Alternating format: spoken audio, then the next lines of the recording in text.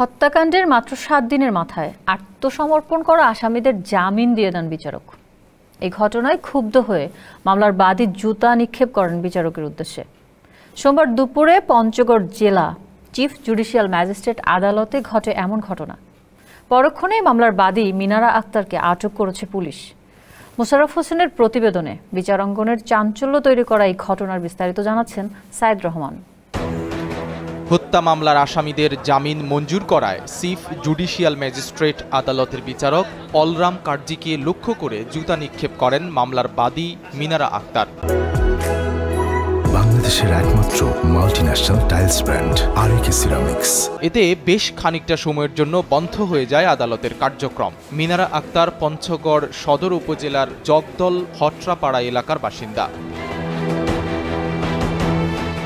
গত ৫ ডিসেম্বর পঞ্চগড় সদর উপজেলার সাতমেরা এলাকায় জমি নিয়ে বিরোধের জেরে পিটিয়ে মেরে ফেলা হয় ৮৩ বছর বয়সী ইয়াকুব আলীকে। ওই দিনেই নিহতের মেয়ে মিনারা বাদী হয়ে ১৯ জনকে আসামি করে হত্যা মামলা দায়ের করেন। সোমবার তাদের মধ্যে ১৪ আসামি আদালতে হাজির হয়ে জামিন চাইলে তা মঞ্জুর করেন বিচারক।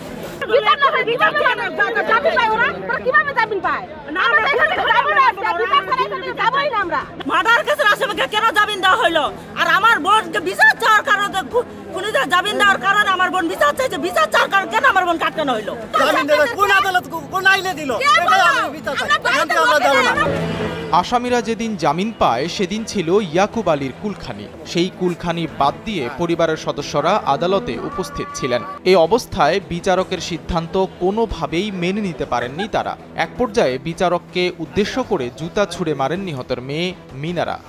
আমার কাছে ব্যক্তিগত অভিজ্ঞতা এবং আমার সিনিয়র কমিশনার যারা আছেন সকলের ব্যক্তিগত অভিজ্ঞতায় আমরা কখনো দেখি নাই যে একটি হত্যাকাণ্ড ৭ দিনের মাথায় সংগঠিত হলে হত্যাকাণ্ডের একটি মামলায় সকল আসামিগণ বিজ্ঞ আদালত থেকে জামিন পায়। এটা যদি পায় তাহলে সেই ক্ষেত্রে যিনি বাদী এজাহার কারণে উনি আসার পর যখন দেখছেন ওনার বাবাকে হত্যাকাণ্ডের মামলায় ৪ থেকে ১৯ নম্বর আসামি সকল আসামিগণ জামিন পাইল, এই বাদিনী তার নিজের ব্যক্তিগত নিরাপত্তা আশঙ্কা করতেছে। পাশাপাশি বাদিনীর সাথে সাথে ওখানে কান্নাকাটি করে বিজ্ঞ বিচারক স্যারকে বলছেন যে স্যার আমি কি করবো এখন, আমার বাবার বিচার এখানে পাইলাম না, একটা লোক ছাড়া কারাগারে গেল না, আপনি সন্তুষ্ট হয়ে সকল আসামিদেরকে স্যার জামিন দিলেন, আমি স্যার আমার ভাষা প্রকাশ করতে পারি না। সে জুতা নিক্ষেপ করেছে এবং এটার মাধ্যমে সে আসলে এক্সাইটেড হয়ে গিয়েছে এবং এক্সাইটেড কারণে সে আদালতে এই ধরনের ধৃষ্টতামূলক যে আচরণ এটা করেছে।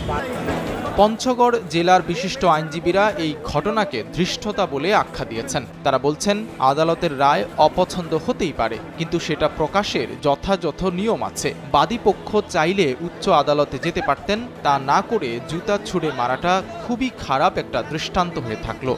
যে মারা গেছে তার মেয়ে সেখানে উপস্থিত ছিল ডকে। এই জামিনের সংবাদ শোনার সাথে সাথে উনি ম্যাজিস্ট্রেটকে জুতা নিক্ষেপ করেছে।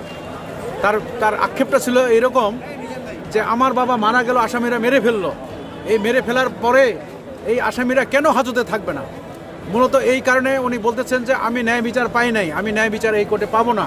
আর এই ছাড়কে নিয়ে ওনার একটু সমস্যা আমরা অনেকেই মনে করি যে এই ছাড় একটু ওই রাগ দেখায় কোর্ট কাছারিতে সবার সাথে একটু রাফ বিহেভ করে, এই জন্য অনেকে ওনার প্রতি একটু অসন্তুষ্টও বটে। এই বিষয়গুলো দীর্ঘদিন থেকে এই কোর্টে চলমান আছে, চলমান থাকার কারণে তার বিস্ফোরণ আজকে ঘটলো আর কি। নিম্ন আদালতের আদেশ যদি আমাদের পছন্দ না হয় সে কারণে উচ্চ আদালত আছে। আর আজকের যে ঘটনাটা ঘটছে সেটা অত্যন্ত দুঃখজনক, কারণ আজকে বিচারককে যেহেতু স্যান্ডেল মারছে, এরপরে যে আইনজীবী বা অন্য কাউকে এই ধরনের ঘটনা ঘটায় বিশৃঙ্খলার সৃষ্টি হবে না সেটা মনে করা যাবে না। জানা যায় বিচারককে জুতা ছুঁড়ে মারা ওই নারীর বিরুদ্ধে আদালত অবমাননার মামলা করা হয়েছে। মামলার পরপরই পঞ্চগড় জেলা চিফ জুডিশিয়াল ম্যাজিস্ট্রেট আদালতে তার জামিন আবেদন করা হলে ৫,০০০ টাকা জামানতে জামিন মঞ্জুর করা হয়। সাইদ রহমান, কালবেলা।